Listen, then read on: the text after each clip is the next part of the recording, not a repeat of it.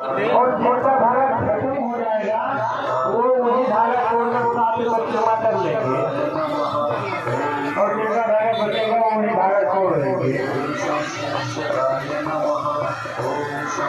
अगर धागा 7 बार ना पहुंच पाए तो धागा वहीं छोड़ देंगे।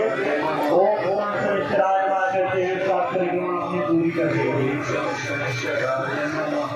ओम शं शनिश्चराय नमः। ओम शं शनिश्चराय नमः। ओम शं शनिश्चराय नमः। ओम शं शनिश्चराय नमः।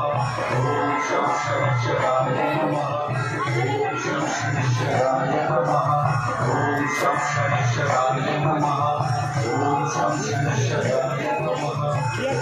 सर्व बहुत सब्सक्राइब बढ़ा लेंगे।